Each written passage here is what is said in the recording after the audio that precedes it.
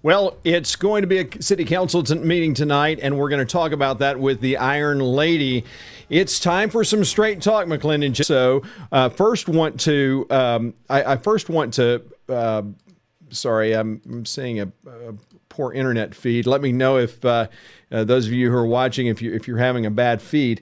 But I do want to talk about what is going on with tonight's agenda, but I also want to review last week's agenda. And so you've been reviewing it as well. And so that's why don't we just dig in and tell me where you'd like to start on the last meeting.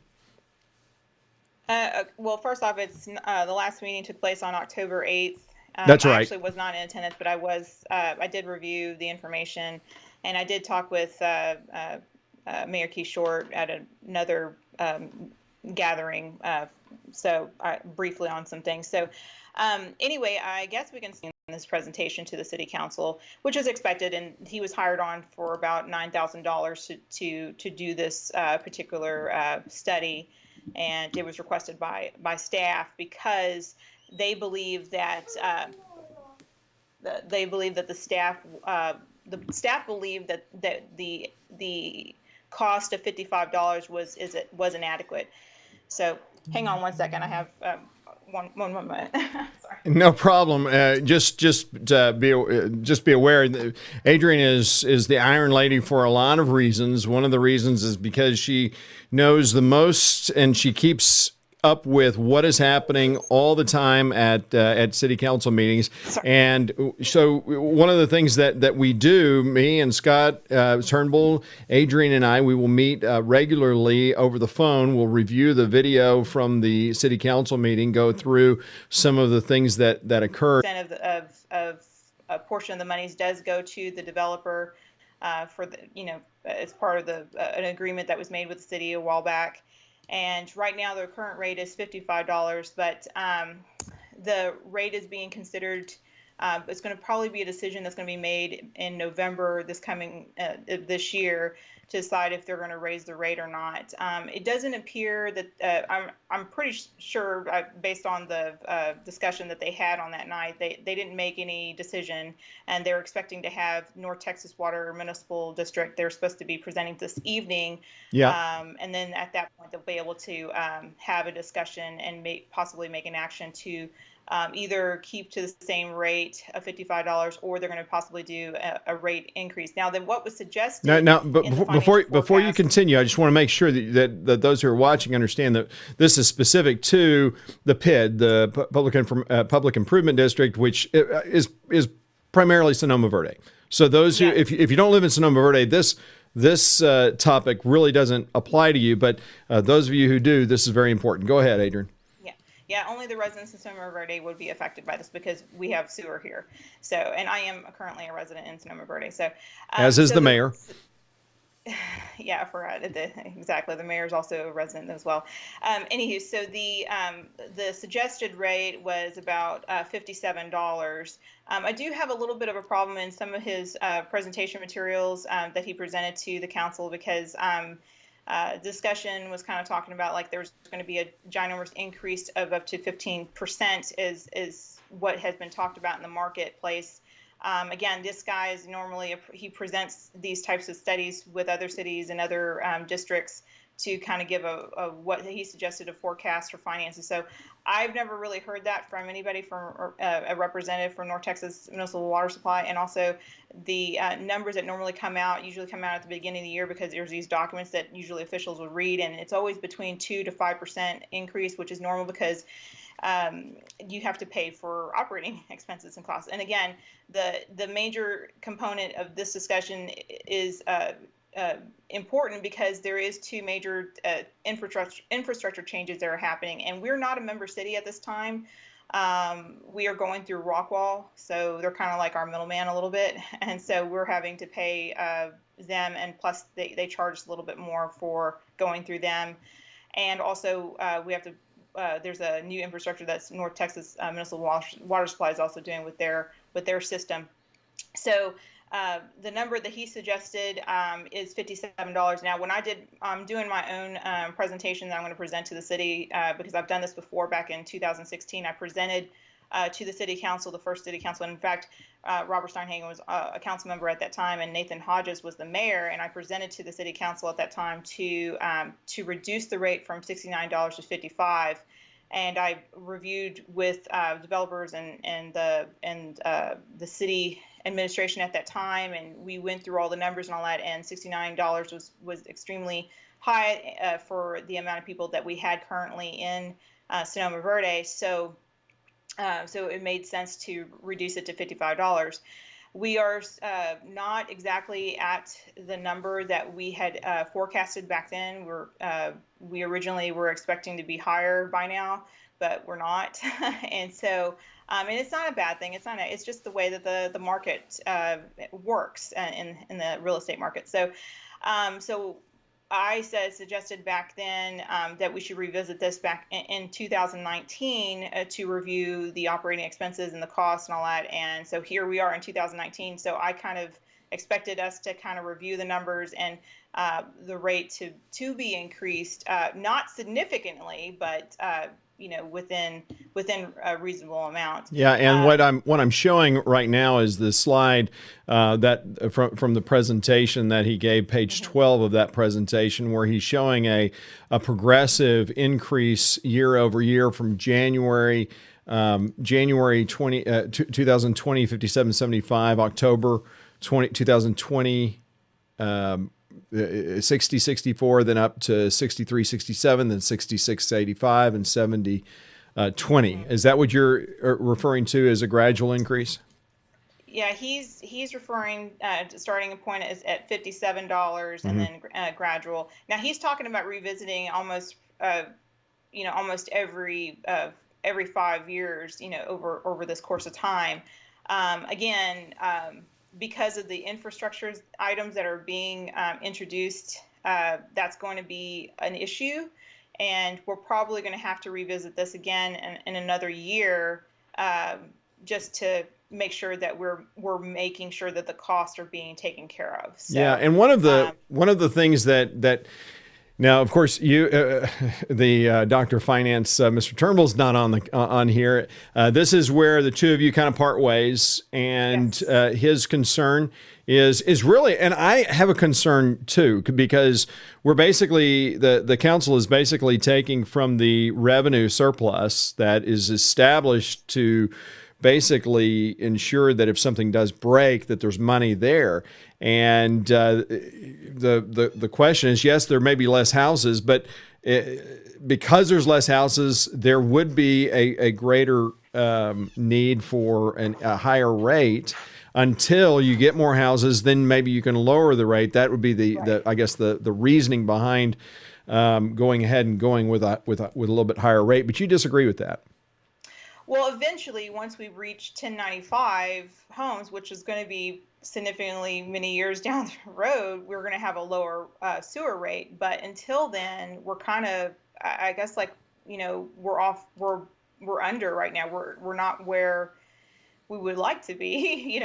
We're paying a higher rate. Originally, like I said, it was around $69, and that was just because there was like an average. It was a study that was done, and that was the average amount that everybody else was paying. And he even mentioned in his presentation that we're actually lower than some of the other cities that have sewer available for residents. So, but in my personal opinion, yes, I disagree with the Doctor of Finance a bit. He thinks that it should be significantly higher. 60 something, 67 or something like that, right? Yeah, in the 60s. Yeah.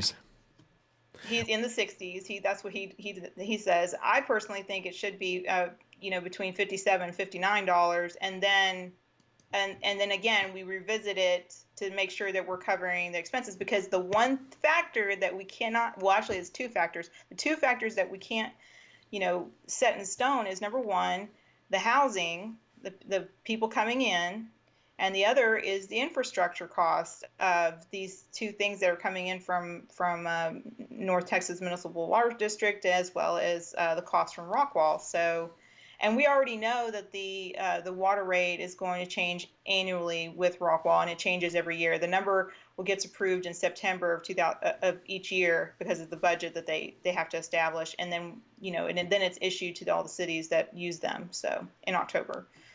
So yeah, so it's quite it's a very interesting issue, one that has a lot of moving parts, if you will, and I guess it will be tonight. They're going to have a North Texas Municipal Water District has a presentation that is on the city website that citizens can see for themselves on the agenda. It's part of the agenda packet. We'll talk about that in a few minutes.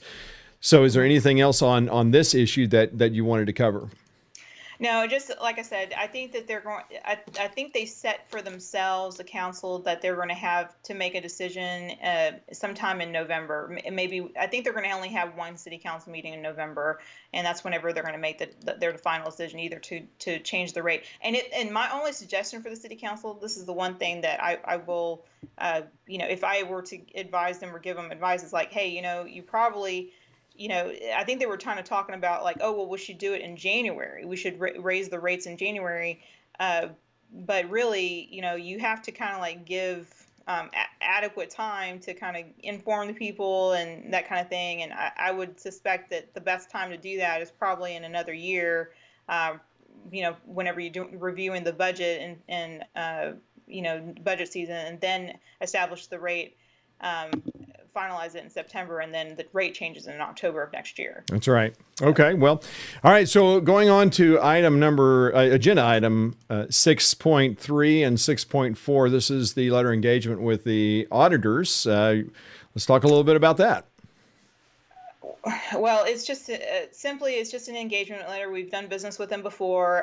One part of the task for them to do is to do auditing on the city finances, and that's I think the maximum cost will be about $11,000, and the other one is to do an audit on the Sonoma Verde PID, which will be about maximum $6,000 expense for the city. And that PID audit does come out of the management fund, the PID fund, so that audit money is not out of the general tax fund. And again, it just goes back to the whole self-sufficiency of the Sonoma Verde PID. That's how it was designed, and it ensures that those who don't live in Sonoma Verde are not paying for that.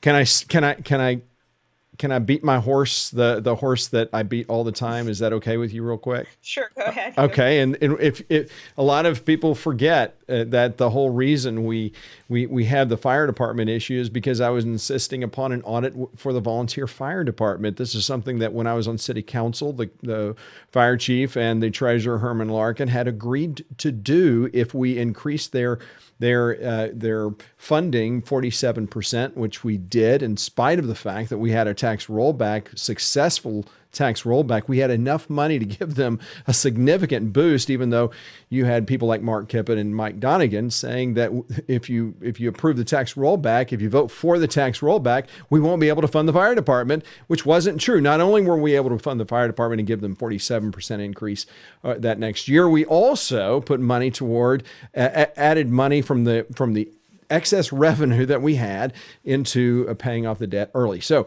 what's interesting is we had budgeted $10,000 for the audit go back 5 years on the volunteer fire department. Of course, that never happened because when we approved it and Pascal and those guys called the fire chief and Herman Larkin, they said, no, thank you. We are not going to let you do an audit. We're going to audit ourselves. And that would be the way we believe in fiscal transparency. Of course, that led to Herman Larkin becoming a member of city council because they lied their way onto city council. But that's in the past. Who wants to talk about the past? But this is the future, and now we're talking about the going back and just one other thing I do want to highlight here is I've been on the standards committee for something called the Evangelical Council for Financial Accountability, ECFA, and one of the for 8-10 years.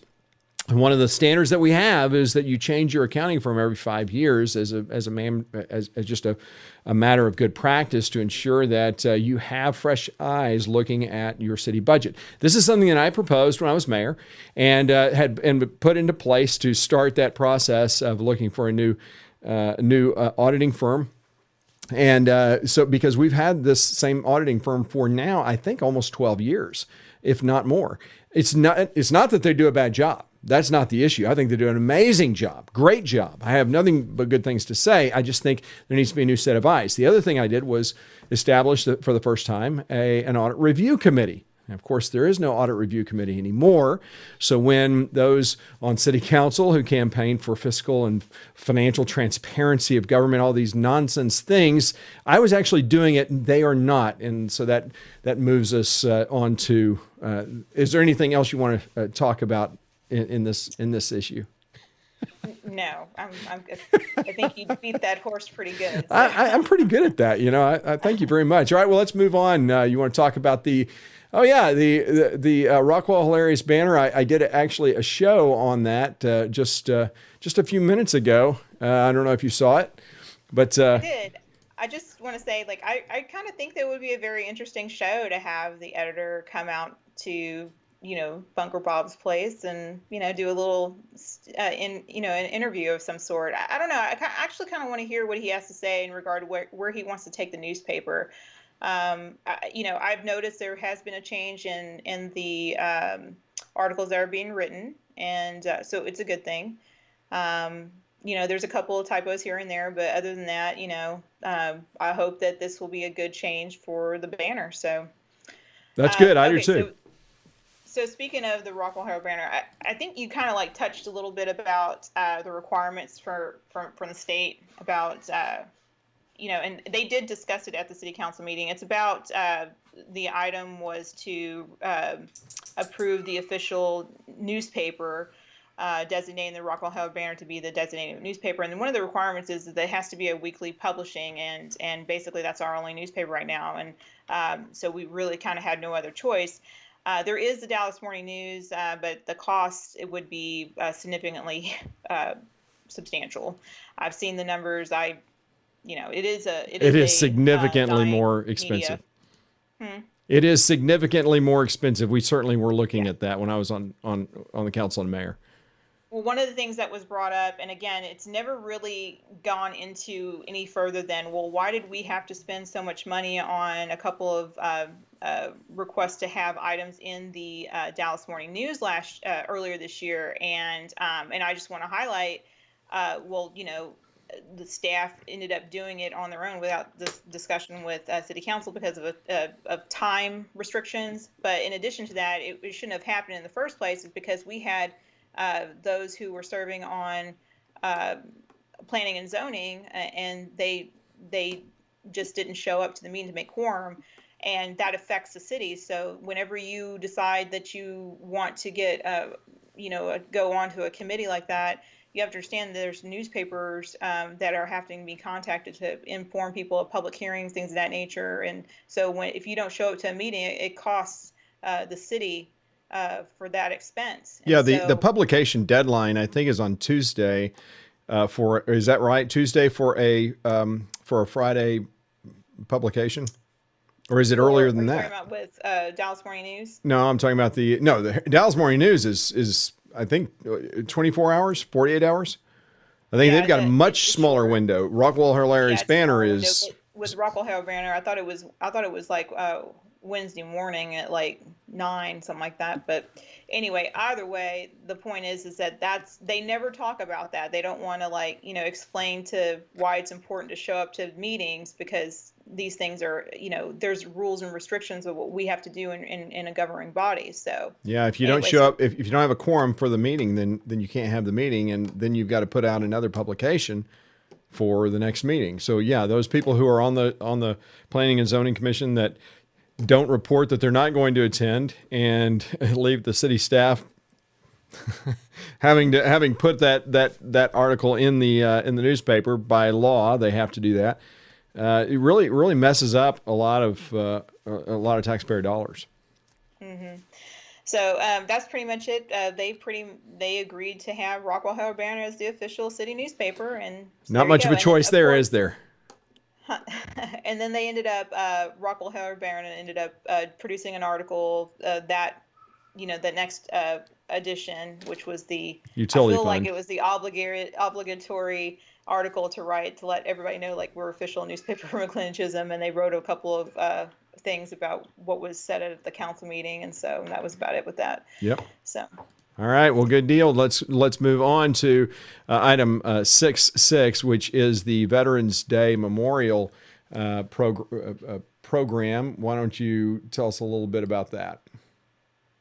I'm a little bit confused about this one because anytime that Councilmember Kippett, brings up anything about the Veterans Memorial, there really wasn't much discussion about her activities, even though that there is a requirement for her to be to follow Open Meeting Act requirements with the committee. There was no discussion about, hey, we put cement down and around the memorial. I mean, there, no mentioning about, who did it, how much it cost, nothing. But she's concerned about how much the cookies are going to cost, and and it's just like. I mean, it's just really sad how this discussion is going in regard to what's expected of this upcoming day, and it was just, she's just kind of giving her version of the update of what's going on. And I did an open records request, and I didn't see that there was any documents that should be there. Yeah, it's fascinating. They've made a mockery of what the Veterans Memorial was intended to be, of an honoring all veterans, and now in the brick campaign was intended. The memorial was donated by a couple that were not veterans. They just want to honor veterans. They did so anonymously, and they worked with you and me to establish a brick campaign that would be $150 a brick, where someone could honor themselves, their family, or a veteran, and make this a community thing where that money, that the bricks cost $20, the rest of the money would go toward a fund that would ensure that the perpetual upkeep of that maintenance of that memorial would be upkept. And of course, you have Mike Donegan, the lying hypocrite heretic, Mike Donegan, and Mark and Lorna Kippett, who want to play politics just like they did with our public safety. They want to play politics with veterans and the Veteran Memorial, and this is what they did. What does a brick cost? $50 or $50? It was $30, and that's the other thing. $30. When I did it was $30, but it's like she thinks she's trying to do people a favor.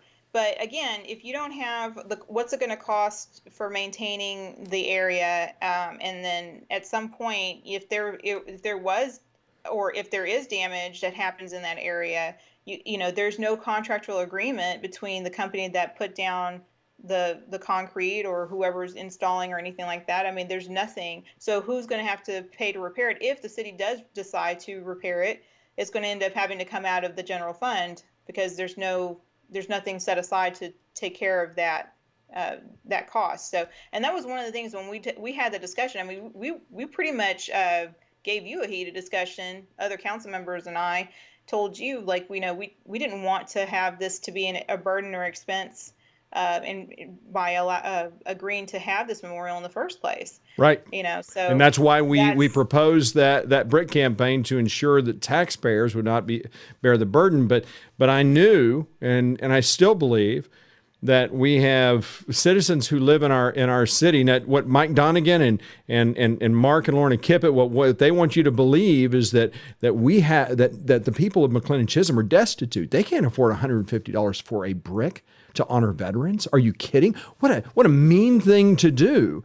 So let's bring it down so that anybody can pay for a brick, but limit it only to veterans. So those who have never served, but that want to honor those who did and thank them for it, they can't do that anymore, because it's only those who have served. And the whole the what do you call it, the monument itself it says on there, honoring all who served, but that's apparently not good enough for the Kippetts, not good enough for Donegan. And that's why we have this ridiculous brick campaign that is and the only reason they do it, in my opinion, is to honor Mike Donegan. Mike Donegan wanted to honor himself. So did the Kippetts. They wanted to honor themselves, and they're too cheap to do it to pay $150 for their own bricks because that's the kind of people that they are. But that's just one person's opinion. Their actions, I think, speak louder than words. Anything else? I mean, obviously, they're not keeping up with they're not being at all transparent about how they're spending money or how these funds are being used. That's another issue, I think, isn't it? Yeah, it is. And that's, again, I was just reviewing an email that I had with a TML attorney because I set up these committees, the MC50 and the Veterans Memorial. Yes, you And there were did. some other committees that I Yes, you did. created. And one of the things that I asked specifically was, are these committees of a governing body subject to the Open Meetings Act? And, and she gave me the rundown, the attorney did, and it said, and she point blank said to me, it seems that the City Anniversary Committee and the Veteran Memorials Committee will be making final decision concerning those activities, especially final decision concerning spending public funds. If that is the case, then those committees would not be considered truly advisory and would be subject to the Open Meetings Act. And, so, I mean, she was pretty clear to me. And so I had to set up the ordinance and, the resolution. And the attorney gave his blessing on it and said that he was really impressed with how I produced it. And, and he knew the attorney that suggested who wrote to me about it, and knew her. So he appreciated her opinion about it. So, yeah, I mean, this has been going on since they've been in office, and MC50, I did an open records request with that one too. And that's a whole different subject to discuss and all that. But pretty much, I mean, when I asked for documents, there's very little, and it was just a real surprise on the information that I got back. That it's just not sufficient. Yeah, it's not. And this is for people who claim to want to bring back, quote unquote, bring back transparency to government. Yeah. Ever since they've been elected, government has gotten less and less transparent. I did notice too when I did the open records request about who purchased bricks and all that, and Kip had actually said in the council meeting that there was 100 people that purchased bricks, and that was a total lie, absolutely a lie. And I'm not going to embarrass any of the people that did. I don't want you to feel that I am going to write out all the lists and all that kind of stuff, but I'm certain that the list that I have, it does not account to 100 people that actually purchased bricks. One of the other things I found fascinating is that they really want to highlight the fact that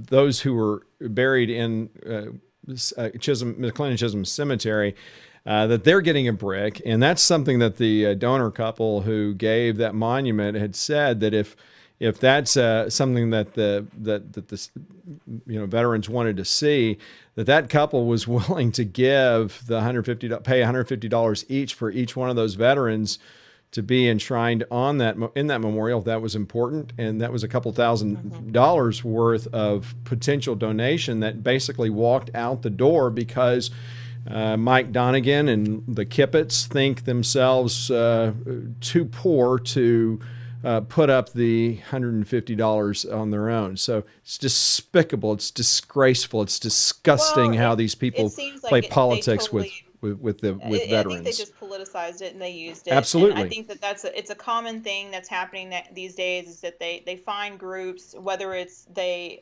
connect with law enforcement or veterans, to have that as a platform to discuss, well, they said this about you guys, and then they get all clamored up and they say, well, that person's not a veteran, so we're not going to support them, and and they kind of stick with their brotherhood, if you will, and that's kind of how it went. I mean, because I can tell you right now, like most of the people that are legitimately interested in taking care of other veterans and the services that they do provide, they don't act like this.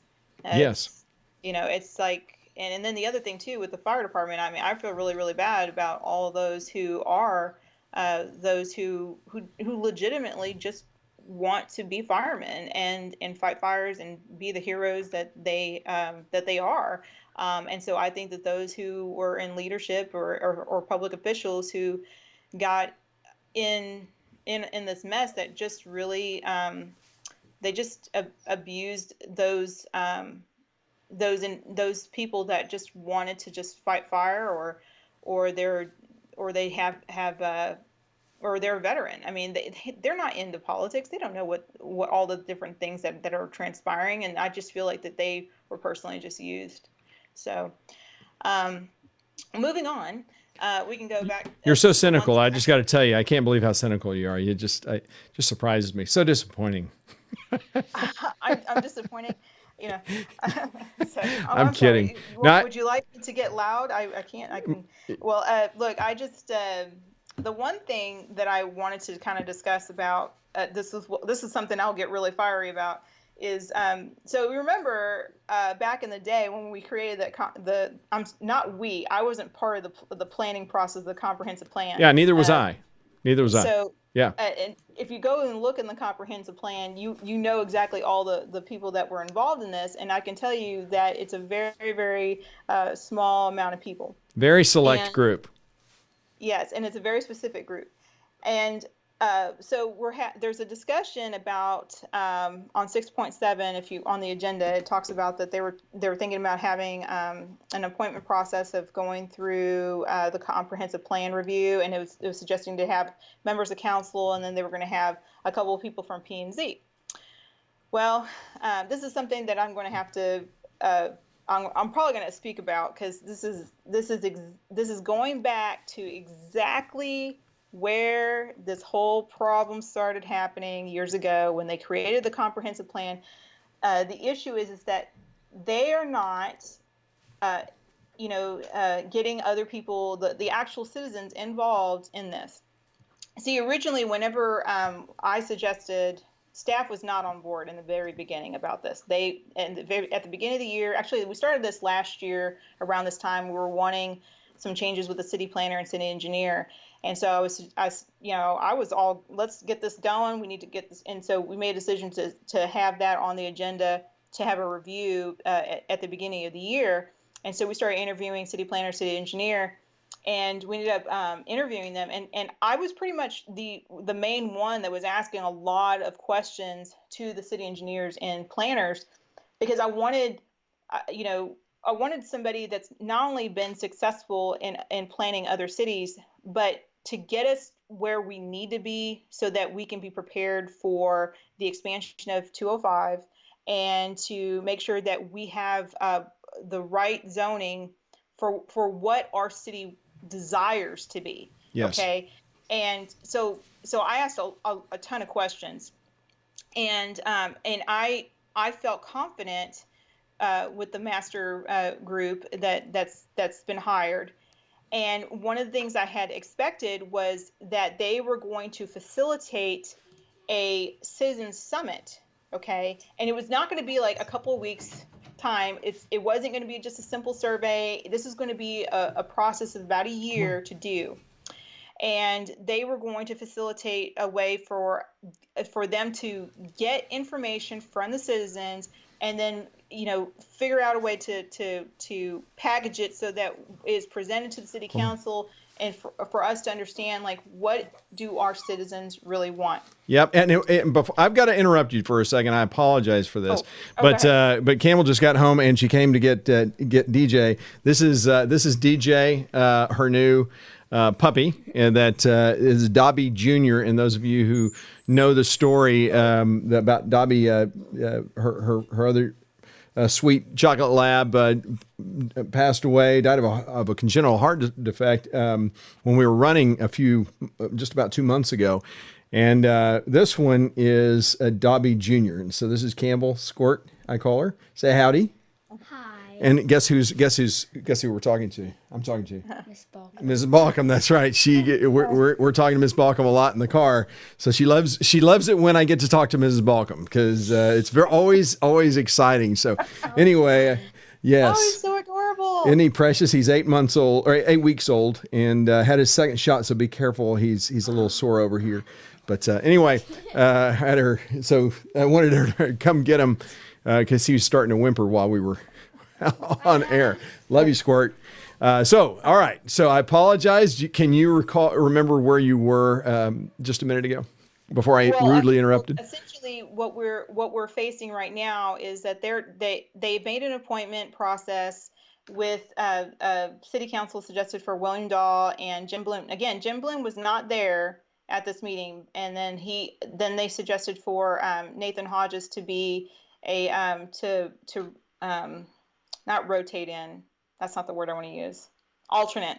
That he was going to be an alternate person to be on this committee, And anyway, and then they were going to pick two people. They were going to contact P&Z probably through email to find out if two of those people from P&Z would like to be a part of this committee.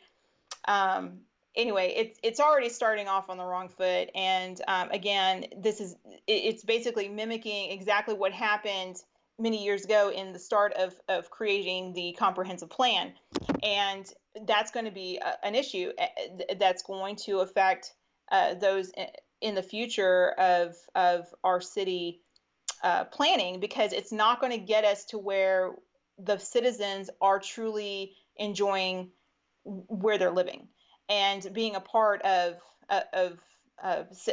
really having their opinion matter to those who are making these decisions, because they're not hearing from everybody. They're only hearing from a very small group of people about where they making decisions for our city. So yeah, which is the way it always has been, and it will always be, so long as the good old boys continue to maintain ultimate power in our city.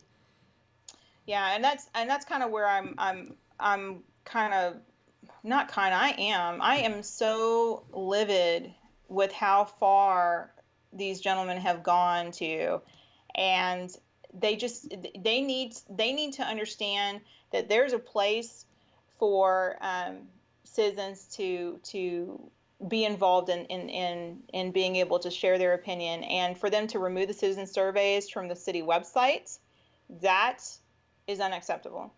Yeah, what do you expect? I expected it was going to happen because I was asked of it whenever I was elected back in 2017. And after you were no longer mayor, I was approached by Mark Kippett to have some items removed from the city website. And is that right? Like, that's crazy. Yeah, he did. Yeah. And one of those was the city survey. Yeah, one of them was a citizen survey, and he wanted Wayne Orchard's documents to be removed from the fire department discussions. And yeah, anything that was negative about him or that he didn't agree with, Mark Kippett wanted taken off the website, and so he got his wife on city council and had her in control of, and decides to get what stays on the website and what comes off. And so that's what liberals, that's what leftists, not liberals, leftists do. They ensure that the voice, and any opposition voice, any contrasting point of view is removed from the forum. Yeah, it sure seems that way. And it's unfortunate because they kind of want to create their own story of what really happened, and trying to convince people, well, this is the way to go. This is how you should do things. I mean, I don't know. So back to the comprehensive plan again. This is one of the reasons why this particular group was hired, was to be able to facilitate this type of forum, this type of discussion. It was to get away from having the good old boy network influence the city, because they thought they knew better. Now, this is what I will say about the Good Old Boy Network. I think that it's great that they had admirable aspirations to be to give their time to dedicate their time to the city, and I think that's admirable that you want to be a volunteer. Okay, but there's people who have skills, that have strengths, and there's people who have weaknesses. There are weaknesses that completely show in the actions that were taken, such as getting us into debt by getting an emergency bond for the city hall. Yes. Now, I didn't know about that until I didn't know what type of bond it was until I started doing research on the fire department and understanding, like, how does a city take out a bond without a vote. Do what? How does the city take out a bond without a vote of the people? Yeah, exactly. There's only one way to do it. Exactly what happened. And it's, so again, comes back down to like when the Good Old Boy Network and all, again, there's certain people that I believe that should have put their effort somewhere else, because this is not what they should have been doing as an elected official. And back then, I mean, you didn't have that many votes. People didn't come out in droves like they do now. Droves is probably a strong word for this town at this point. Yeah. But they did not have a significant amount of people that voted in the elections, for city elections.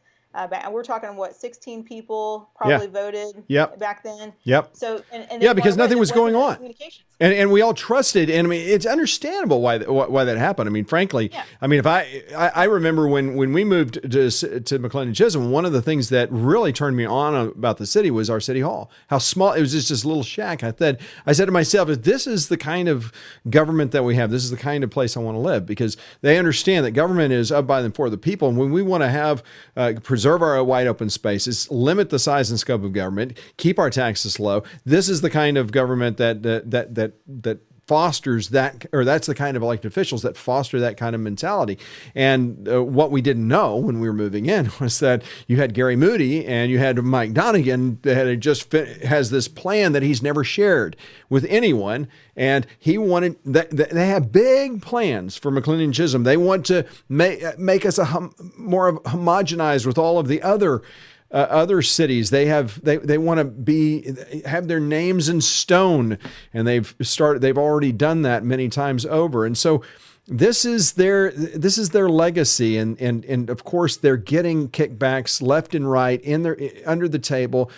That's the only way that they can maintain all of this, and it's why they continue. This is my opinion. Why they're doing it. I don't think it's because they care about our city. I think it's because they care about themselves. I'm so glad, though. Thank goodness we have the Rockwall Hilarious banner that makes sure, as a shining beacon of truth, that makes sure that citizens understand all of this thing, so that we don't have to have groups like Citizens for Representative Government and Conservatives for McLennan Chisholm and Bunker Bob, that basically reveals all of these things, because the paper, the do nothing, good for nothing paper, does everything they can, or has been doing everything they can, to perpetuate this nonsense. I pray and I hope, just as you said, that this new editor has a different mindset about what all this is going to do. So, well, all right, let's move on to tonight's meeting. That's going to happen at 6:30 this evening, and this is the agenda for that. And so there's a couple of things there on the agenda. The first thing is obviously what we had talked about before, the presentation by the North Texas Municipal Water District, and basically this is something that we've seen before when I was mayor and when I was on city council. Basically, they're going to talk a little bit about regional infrastructure projects and how we're built, why we're built, where water comes from, all of these things.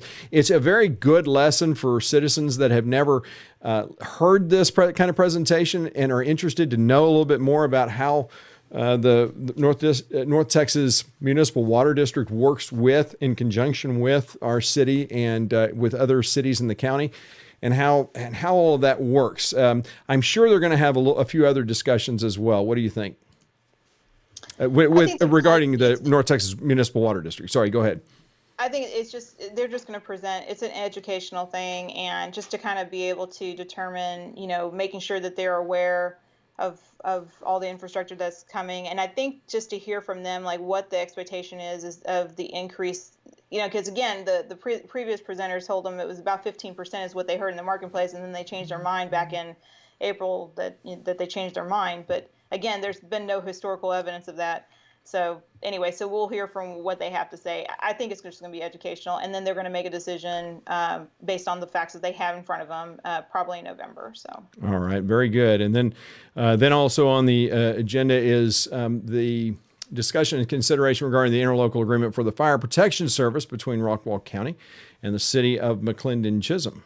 Now, this is something that the city of McLennan Chisholm gets, it has been getting $67,500 every year from the county from a countywide sales tax. This is something that those who are in the unincorporated area, I keep banging this drum, they pay nothing for their fire protection, even though they make up 2/3 of our fire district. We make up 1/3. And the citizens of McLennan Chisholm basically pay the bulk of this. Now with this massive fire department that they're trying to create and build, we're looking at massive tax rate increases in the future to sustain this incredible vision that they still haven't expressed to us. And so what the county does is they give us a small portion. What's interesting is that every city got a $10,000 bump. So over the last 5 years, we've gotten $67,500. This year, we're going to get $77,500, which actually amounts to the exact same amount, $10,000. That increase, that bump, if you will, amounts to the same that we are paying for the dispatch service. Isn't that correct? Yeah. That's the number that I told you guys on the last show. So yes, it's not like they're basically giving us money back. So, yeah, that money back. There's been no presentation by the city to let them know, hey, by the way, this is our current call volume. None of that has been discussed yet. And again, I definitely encourage them to do their research to figure that out. I did get some information from the chief recently into an open records request. I'm still diving through all that information that he provided. I have to do my own notes and stuff from the Rockwall County Sheriff's Office as well. But other than that, the call volume is not substantially significant. No, it's not. It doesn't. I mean, what we're paying and what we're getting is, and what we're actually doing. I agree with you. Once we see those actual numbers, which actually the actual calls that we're seeing, we're probably going to do an entire show on that. Of course, will the Rockwall Hilarious Banner report any of that? I guess we'll have to wait and see, right? Well, the one thing, because I have to go, but essentially the top two items, the discussion during the executive session is going to be discussed about employment matters, personal matters. They're probably going to discuss about the chief's enforcement position, that they're probably going to make it official that's going to be his thing now. And that's just my take on that. I could be wrong. Until they come out of executive session, we don't know what the discussion will be, but I think that's probably what their discussion is about. The second item is about recess into executive session regarding consultation with the city attorney regarding the ad hoc committees and how council liaison interact with those committees. Yeah, and I think maybe Mayor Keyshort, he's honoring a discussion that I had with him a couple of days after the last council meeting. I informed him about some things that's been going on, and he said that he would look into it and stuff. And so I think it's possible he's going to have that discussion to confirm with the city attorney what I probably had talked to him about, that these committees haven't been running right. And I just that email that I just read a while ago from TML attorney. I have proof that they haven't been operating appropriately, and so that you just talked about it. Sorry? You just talked about it, and you've highlighted that on a couple of shows in the past about how these committees are working, and they're spending money without any oversight, without any transparency, and finally, I guess they're starting to listen. Well, the other thing too is that even the first meeting that they had, I was point blank and told them how dishonorable the things that they were doing, and they ended up changing the resolution and ordinance discussion about that, and I to try to accommodate them to be an ad hoc committee, and it's like I don't know how they can justify that based on what's said in the code. So, Yeah, I don't understand it either. And Adrienne, I appreciate you coming on the show and spending time. I know you've got kids running around as well, and just can't tell you how much I appreciate you giving me your time and giving us your time and sharing with us what you're saying. Remember, if you have anything else to share with me, let me know, and I'll make sure that we get you on. Yeah, well, I appreciate it. Thank you so much. I hope that you, everybody enjoys the information that we're providing. Yes, I know they are, and that brings me to a point that, if you're not subscribed to this channel, make sure you do, because it's the best way to get informed about what's happening and when I do a show and when one's been recorded. So hit the subscribe button for no other reason. But also, if you have questions or comments, don't forget to just email me at bob@bunkerbob.com. I would love to hear what you have to say and any comments that you have. So until next time, I look forward to being with you. I hope you have a great day. We'll see you next time. Bye-bye.